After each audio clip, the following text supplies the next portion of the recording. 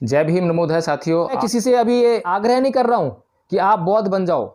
मैं किसी को जबरदस्ती नहीं कह रहा हूं कि आप बौद्ध बन जाओ, लेकिन मैं सिर्फ आप लोगों से इतना चाहता हूं कि आप अध्ययन कीजिए।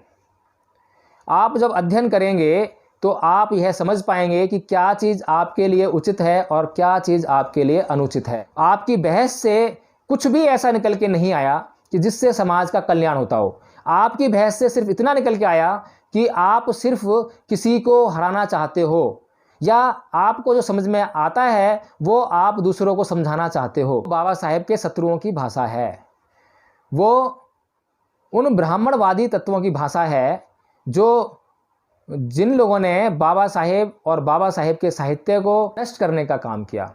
और बाबा साहेब के साहित्य को नष्ट करने का काम इसलिए किया ताकि जब आप लोग, जब वाल्मीकि समाज, जब चमार समाज, जब पूरा बहुजन समाज शिक्षित हो जाए और जब उसको बाबा साहेब का साहित्य पढ़ने के लिए उपलब्ध हो तो उसको वो ना पढ़ पाए।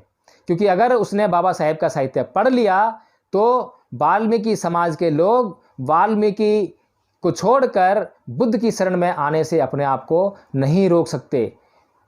और जब बाबा साहेब को वो पढ़ लेंगे तो वो अच्छी तरह जान जाएंगे कि उनका असली मसीहा कौन है। जिस प्रकार से बाबू जगजीवन राम ने अपने समय में हमारे लोगों को वाल्मीकि बस्तियों में जा जाकर यह समझाने का प्रयास किया कि उनके असली उद्धारक बाबा साहेब नहीं बल्कि गांधी जी हैं, उस वक्त अगर बाबू जगजीवन राम ने अपने समाज को गुमराह ना किया होता तो आज बहुत शीघ्रता से, बहुत जल्दी हमारा समाज बहुत आगे बढ़ गया होता। जब आप पढ़ना शुरू करेंगे तब आपको मालूम पड़ते आएगा धीरे धीरे कि किसने साहित्य में मनगढ़ंत कहानियाँ लिखी हैं, घालमेल किया है और कितना उन्होंने क्या चुराया है। हमसे हमारा सारा इतिहास लेकर अपना इतिहास बना डाला है। हमारा साथी यदि हमारे शत्रु के पक्ष में आगे खड़ा हो जाता है तो उससे हमारी ताकत बढ़ती नहीं है बल्कि हमारी ताकत कमज़ोर हो जाती है। हमें कौन भाषा प्राचीन है, कौन भाषा नवीन है, इस झगड़े में नहीं पड़ना है। और धर्म शब्द जो है संस्कृत का है या पाली का है ये महत्वपूर्ण नहीं है, लेकिन फिर भी मैं जानकारी के उद्देश्य से यह बता दूं कि धर्म शब्द निसंदेह संस्कृत का शब्द है और धम्म शब्द निसंदेह पाली का शब्द है। विश्वास को ना मानना, पाखंड को ना मानना, किसी भी बात पर तब तक विश्वास ना करना तब तक कि आपको यह स्पष्ट ना हो जाए कि वो बात आपके कल्याण के लिए है, आपके सगे संबंधियों के कल्याण के लिए है, आपके निकट के लोगों के लिए कल्याण के लिए है, पूरे संसार के कल्याण के लिए है। जब तक ऐसा स्पष्ट ना हो जाए तब तक आप उस बात को कभी भी ना माने, चाहे वो वेद में लिखी हो, चाहे वो स्वयं ईश्वर आकर ही आपसे क्यों ना कहे, चाहे वो हजारों लोग एक पक्ष होकर आपसे कह रहे हो, चाहे वो बड़े बड़े विद्वान आपसे कह रहे हो, लेकिन आप उस बात को कभी भी मत मानिए। संस्कृत भाषा का धर्म और पाली भाषा का धम्म, दोनों में बड़ा अंतर है, दोनों की क्रिया में अंतर है, दोनों की संस्कृति में अंतर है। इसी बात को बाबा साहेब डॉक्टर भीमराव अम्बेडकर ने बुद्धा एंड धम्मा में स्पष्ट किया है। तो साथियों, इसके अलावा कि संस्कृत प्राचीनतम है या पाली प्राचीनतम है, तो जैसा कि हम जानते हैं कि आर्य लोग बाहर से आए। जब आर्य लोग बाहर से आए तो वो कौन सी भाषा को बोलने वाले थे? क्योंकि यहाँ की प्राकृतिक भाषा तो पाली थी। भारत की जो प्राकृत भाषा है वो पाली है, क्योंकि आप देखते होंगे कि जो भारत के लोग हैं वो पाली बोलने वाले थे। अब आप देखिए, उदाहरण है, इसके प्रमाण हैं कि अशोक के जितने भी शिलालेख मिले हैं, स्तंभ मिले हैं, उसमें जो लिखा है वो किस भाषा में और किस लिपि में लिखा है। जिस लिपि में लिखा है उसको ब्रह्मलिपि कहा गया, और जिस भाषा में लिखा है वो भाषा है पाली। तो अब समझने वाली बात यह है कि अगर संस्कृत प्राचीनतम भाषा है, हो सकता है, हमें पता नहीं कि प्राचीनतम है या पाली उससे प्राचीनतम है, क्योंकि दोनों भाषाएं जो हैं अलग अलग स्थानों पर उत्पन्न हुई हैं। ना तो संस्कृत भाषा का जो बिगड़ा हुआ रूप है वो पाली है, ना ही पाली का बिगड़ा हुआ रूप जो है वो संस्कृत है। ना तो संस्कृत से पाली निकली है, ना पाली से संस्कृत निकली है। दोनों भाषाओं ने अलग अलग स्थानों पर अलग अलग समय में जन्म लिया होगा अपने अपने परिस्थितियों के हिसाब से। तो अब जब सम्राट अशोक के शिलालेख पाली भाषा में लिखे गए हैं तो मेरा प्रश्न ये आप लोगों से है, सिर्फ जागरूकता के लिए, झगड़े के लिए नहीं, कि उस वक्त अगर संस्कृत भाषा भी थी, क्योंकि आज भी संस्कृत पर जोर दिया जाता है, तो सम्राट अशोक ने वो संस्कृत भाषा में क्यों नहीं लिखवाए। और हम जानते हैं कि जो नोटिस बोर्ड लगाए जाते हैं, आज भी हम भारत के विभिन्न शहरों में, विभिन्न राज्यों में जब जाते हैं तो उस राज्य की जो भाषा होती है, जिस भाषा को वहाँ के लोग बोलते हैं, उसी भाषा में जो पब्लिक नोटिस होते हैं वो उस भाषा में लिखे होते हैं। वॉल पेंटिंग होगी तो उस भाषा में होगी, विज्ञापन होंगे तो उस भाषा में होंगे, उस भाषा में होते हैं। तो इसी प्रकार से जब सम्राट अशोक पूरे भारतवर्ष में अपने स्तंभ लगा रहे हैं और उन पर लिखवा रहे हैं, शिलालेख लगवा रहे हैं और उन पर लिखवा रहे हैं और वो पाली भाषा में लिखवा रहे हैं, तो इसका मतलब ये है कि भारत का जो अधिसंख्य जनमानस है वो पाली बोलने वाला था, ना कि संस्कृत बोलने वाला। अब अल्प भाषाई कौन होगा और बहुभाषाई कौन होगा? अल्प भाषाई आक्रमणकारी ही हो सकता है, और आक्रमणकारी आर्य हुए। आर्य बाहर से आए थे, जो कि बाहर से कभी भी, चाहे वो मुगल हो चाहे वो आर्य हो, थोड़े से लोग ही आते हैं आक्रमण करने के लिए। सारे लोग, पूरा का पूरा देश उठकर कभी भी नहीं आता है। तो जब वो यहाँ पर आए तो वो अल्पजन थे, और जो बहुजन थे उनकी भाषा पाली थी, और इसीलिए उन्होंने जो है सम्राट अशोक ने अपने तमाम शिलालेखों में और तमाम स्तंभों पर पाली भाषा में और ब्रह्म लिपि के द्वारा वो अपने जो संदेश थे वो वहाँ लिखवाए। आदि कवि हैं वाल्मीकि जी, उनकी भाषा संस्कृत है, तो इसलिए जो धम्म शब्द जो लिया है वो वाल्मीकि जी की जो भाषा है संस्कृत, उससे लिया है। नहीं साथियों, बिल्कुल नहीं, ऐसा नहीं है। जब आप बाबा साहेब को पढ़ेंगे तो आपको ये मालूम पड़ेगा कि जो रामायण के रचयिता आदि कवि जिनको कहा जाता है वाल्मीकि जी, उनका जो समय काल है वो 185 ईसा पूर्व के बाद का है। बहुत से इतिहासकार इसे 200 ईस्वी बताते हैं, कुछ 400 ईस्वी बताते हैं और कुछ उसके बाद ही बताते हैं, क्योंकि बाबा साहेब अपने साहित्य में ऐसा बताते हैं हम लोगों को। जब उन्होंने साहित्य को खंगाला, तमाम ग्रंथों को खंगाला, तमाम इनके मनुस्मृति, रामायण, महाभारत सबको पढ़ के उसकी जांच की, तो हमें ये बताया कि जो रामायण महाभारत और मनुस्मृति और तमाम स्मृतियों की जो रचना और पुराणों की जो रचना ब्राह्मणों ने की, वो बौद्ध साहित्य को मिटाने के लिए, बौद्ध इतिहास को मिटाने के लिए और बौद्ध धर्म को इस देश से समाप्त करने के लिए, उस उद्देश्य से उन्होंने जो है इन सबकी रचनाएं की। तो जब वाल्मीकि जी की रामायण बुद्ध के बाद लिखी गई है, तो बुद्ध का धम्म शब्द उनकी भाषा संस्कृत से कैसे लिया जा सकता है? पहली बात।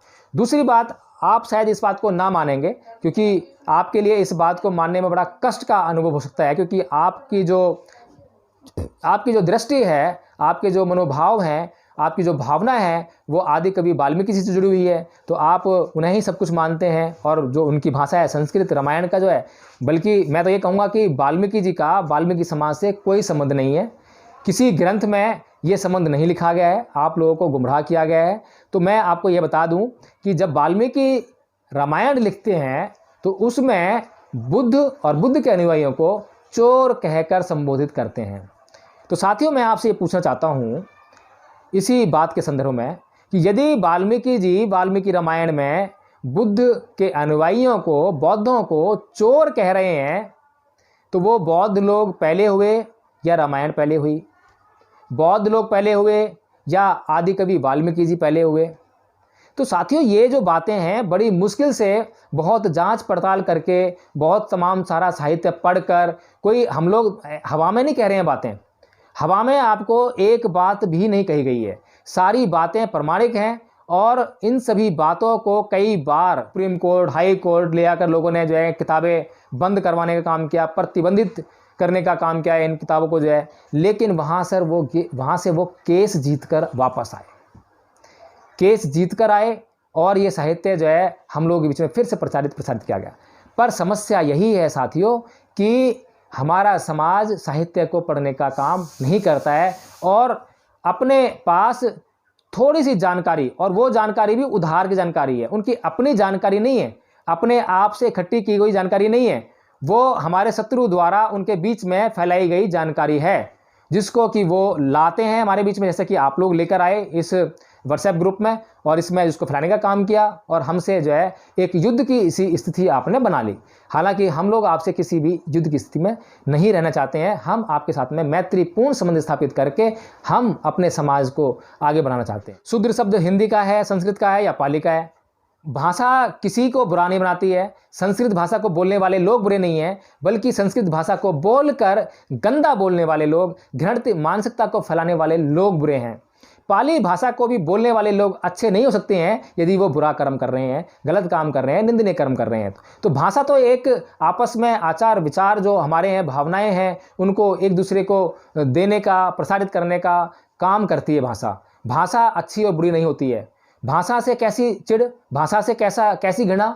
भाषा का इस्तेमाल अगर कोई व्यक्ति घृणा फैलाने के लिए किया जा रहा है, तब उस संदर्भ में जो है उस भाषा को छोड़ने का काम किया जा सकता है। जैसे कि ब्राह्मणों ने संस्कृत भाषा का इस्तेमाल बौद्ध साहित्य को मिटाने के लिए किया, इसीलिए हम लोग थोड़ा सा संस्कृत भाषा से परहेज करने का काम करते हैं। लेकिन संस्कृत भाषा से अगर हम परहेज करेंगे तो ब्राह्मण संस्कृत में क्या लिख रहा है, क्या बोल रहा है, हम उसको नहीं समझ पाएंगे। इसीलिए संस्कृत का भी हमें ज्ञान होना चाहिए, उसमें भी हमारा पांडित्य होना चाहिए। बौद्ध धर्म 2600 साल पहले आया, इसका मतलब यह हुआ कि बौद्ध धर्म से पहले भी दुनिया चलती थी और कोई ना कोई धर्म था। आर्यों ने हमारे ऊपर आक्रमण किया, उस समय बौद्ध धर्म नहीं था, इसलिए बौद्ध धर्म हमारा धर्म नहीं है। भाई साहब, मैंने तो आपको जो है ये कहा ही नहीं है, ना किसी ने आपको कहा होगा कि आपका धर्म क्या है और क्या नहीं है। अगर मैं आपको कहूँ आप बौद्ध बन जाओ और आप बौद्ध बनकर आप जो 5 बातें बताई हैं उनका अनुसरण ना करो, तो हमारे ऐसे बौद्ध होने से क्या फ़ायदा है। लेकिन अगर आप बौद्ध नहीं हैं, हिंदू भी हैं, ब्राह्मण भी हैं, कोई भी हैं, और आप उन 5 बातों का पालन करते हैं, तो उनसे तो मुझे बहुत फ़ायदा होगा। उनसे मुझे ये फ़ायदा होगा कि आप कभी भी मुझे मारेंगे नहीं, आप मुझे कभी गाली नहीं देंगे, आप कभी भी मुझ पर क्रोध नहीं करेंगे, आप कभी भी मेरी संपत्ति पर बुरी नज़र नहीं रखेंगे, आप कभी मुझसे झूठ नहीं बोलेंगे, आप कभी भी नशीली चीज़ों का सेवन करके मुझे किसी प्रकार से तंग नहीं करेंगे। मेरा तो फ़ायदा इस बात से हो रहा है कि आप बुद्ध की बातों को मानकर उस पर चलने का काम करें, ना कि बौद्ध बनने से। आप बौद्ध बनो मत बनो, आप हिंदू ही बने रहो, आप हिंदू धर्म के ही बने रहो, मुझे कोई परेशानी नहीं है। लेकिन आपकी समस्या का ऐतिहासिक जवाब ज़रूर मैं देना चाहूँगा। आपने कहा है कि बौद्ध धर्म से पहले भी कोई धर्म था इस संसार में। अच्छा, तो मैं आप सब यह पूछना चाहता हूँ कि जो धर्म की बात आप कह रहे हैं कि बौद्ध धर्म से भी पहले इस संसार में कोई धर्म था, उससे पहले कौन सा धर्म था? उसकी भी तो कोई लिमिटेशन होगी। भाई साहब, इस संसार में सबसे पहले इंसान आया, लेकिन जिस धर्म को आप मानते हो वो उसका तो कहना ही कुछ और है। उसका कहना ये है कि इस संसार में सबसे पहले धर्म आया, ईश्वर आया, और ईश्वर ने पहले वेद उतारे, फिर वो इंसान बनाए, फिर वो इंसान चले, फिर आगे उन्होंने संसार बनाया, जो कि वैज्ञानिक दृष्टि से बिल्कुल भी ठीक नहीं है, किसी की दृष्टि को नहीं जचता है। सबसे पहले इस दुनिया में इंसान का विकास हुआ, इंसान का विकास की कितने कर्म थे, कितनी तरह से उसने विकास किया। उसके बाद जब उसको चेतना आई, समाज बनाया। जब समाज बनाया तो उसको एक दूसरे से व्यवहार करने के लिए कुछ नियमों की जरूरत पड़ी, और कुछ प्राकृतिक आपदाएं थी जिनसे डरकर उसने उनसे स्तुति की, उनसे क्षमा याचना की होगी, तमाम तरह के उन्होंने प्रयोजन किए होंगे। तब उन्होंने जो है उनको ईश्वर मान लिया, भगवान मान लिया, कुछ भी मान लिया, डर कर उनसे जो है। तो एक तो वो बात है। दूसरा, आपस में जो समाज बनाया, उस समाज के आपस में जो व्यवहार करने के जो तौर तरीके थे, जो नियम कायदे कानून थे, वो भी धर्म का हिस्सा बने थे। यानी धर्म के 2 भाग हुए। धर्म का एक भाग हुआ जो प्राकृतिक आपदाएं हैं उनसे बचने के लिए अपनी व्यवस्था करना। एक ये धर्म को काम ये सौंपा मनुष्य ने। दूसरा काम ये सौंपा कि भाई आपस में कैसे व्यवहार करें, तमीज़ से पेश आएँ या सभ्यता से पेश आएँ। तो इन सब बातों को मिलाकर जो है सारा घालमाल करके धर्म चले आ रहा था, बहुत लंबे समय चले आ रहा था। और इस तरीके से भारत के अंदर कौन सा धर्म था आर्यों के आने से पहले हमें नहीं पता, लेकिन उनकी सभ्यता बहुत ही उन्नत सभ्यता थी। जो इंडस वैली सभ्यता बताते हैं वो बहुत ही उन्नत सभ्यता थी, जहाँ पर हर तरह की खुशहाली थी, किसी भी तरह का प्रपंच नहीं था, पाखंड नहीं था, और सुराग को पीने वाले लोग यहाँ के नहीं थे। यहाँ के लोग अपने पशुओं को मारकर खाने वाले नहीं थे। ये सब जो बातें हैं, शराब पीने के प्रकरण आपको वेदों में मिलेंगे, मांस खाने के प्रकरण आपको वेदों में मिलेंगे। ये आपको मनुस्मृति भी बताती है मांस खाने की, जो कि आपके जो यज्ञ हैं वो बिना किसी की बलि दिए यज्ञ पूरे नहीं होते हैं। और यज्ञ में बलि किस लिए दी जाती है, बलि के बाद क्या कराया जाता है, उसको खाने का काम किया जाता है, उसको फेंकने का काम किया जाता है। जैसे कि आपके रामायण में जो है, जब श्री राम जी जब जो है उस हिरण का शिकार करने के लिए जब जा रहे हैं, तो वो किस लिए जा रहे हैं शिकार करने यानी कि उस मासूम प्राणी को जो है क्यों मारने जा रहे हैं, क्या बिगाड़ा है उसने, उसको पकड़ने जा रहे हैं। और पकड़ते वक्त जब वो नहीं पकड़ में आ रहा है तो उसको तीर चला के मार दिया। ये कौन सी बात हुई, ये कौन सी संस्कृति है, ये वैदिक संस्कृति है, ये हमारे लोगों की संस्कृति नहीं है। तो जो भारत की संस्कृति थी वो तो जो बुद्ध से पूर्व जो भारत की संस्कृति थी वो आर्यों ने दबा दी। लेकिन बुद्ध के बाद एक जो संस्कृति पनपी, जिस नई संस्कृति का जन्म हुआ, वो जो फैली वो इतनी विकराल रूप में फैली कि आज हम देखते हैं कि बौद्ध लोग कहाँ कहाँ पाए जाते होंगे। आपने अफगानिस्तान में बामियान में जो मूर्ति तालिबान ने नष्ट की है उसके बारे में सुना होगा, कितनी विशाल मूर्ति थी। अब इतनी विशाल मूर्ति को किन लोगों ने बनाया होगा? क्या आज जो अफगानिस्तान पूरा मुस्लिम देश है, क्या मुस्लिमों ने इतनी बड़ी बुद्ध की मूर्ति बनाई होगी? नहीं, वहाँ पर बुद्ध की मूर्ति बनाने वाले लोग बौद्ध ही रहे होंगे। यानी कि हमारा ये जो धर्म, बौद्ध धर्म अफगानिस्तान तक फैला था, और इसके भी आगे अगर फैला हो तो कोई असंभव बात नहीं है। यहाँ से आपका जो है थाईलैंड, बर्मा, नेपाल, श्रीलंका, ये तमाम दुनिया भर के जो देश हैं, ये सारे जो एशियन देश जो हैं, इन सब में बौद्ध धर्म फैला हुआ था, इतना विशाल रूप था।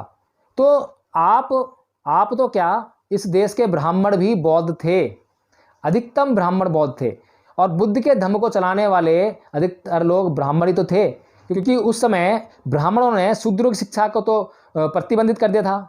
वेदों में शूद्रों को शिक्षा ग्रहण करने का अधिकार ही नहीं है। तो इसलिए अब बुद्ध के धर्म को, इतने महत्वपूर्ण धर्म को, इतनी जटिल इतनी गंभीर बातों को समझने का माध्य किसके पास है? इतनी गंभीर बातों को समझने का माध्य उसी के पास है जो शिक्षित हो, जो शिक्षा ग्रहण करता रहा हो। तो ब्राह्मण लोग शिक्षा ग्रहण करते रहे थे, वो विकसित बुद्धि के थे, अधिकतर उन्होंने ही इस देश में, इस देश के बाहर बौद्ध के धर्म को फैलाया। और साथ में उपाली नाई और सुनीत भंगी जैसे भिक्षुओं ने भी बुद्ध के धर्म को देश में और विदेशों में फैलाने का काम किया। तो ये मिलाजुला सबका प्रयास था। लेकिन उसके बाद जो गलत नियत के जो लोग होते हैं, जैसे कि हम ब्राह्मणों के बारे में जानते हैं कि ब्राह्मणों का काम क्या है, ब्राह्मणों का जो व्यवसाय है वो क्या है? ब्राह्मणों का व्यवसाय है कि मंदिरों में बिना काम किए बैठना, या किसी को बेवकूफ़ बनाकर उसका धन ऐंठ लेना, उसको किसी देवता का या किसी भगवान का, ईश्वर का डर दिखाकर उसे धन ऐंठ लेना, संपत्ति ऐंठ लेना, और कुछ लोगों को गुलाम बनाकर उनसे गाड़ी कराना।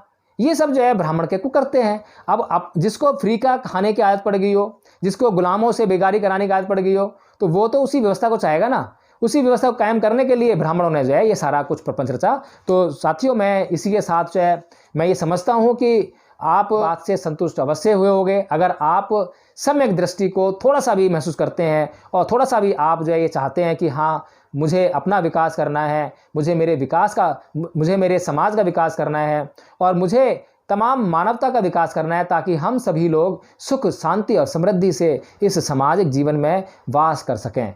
तो साथियों, इसी के साथ मैं आपसे याद लूँगा। जय भीम।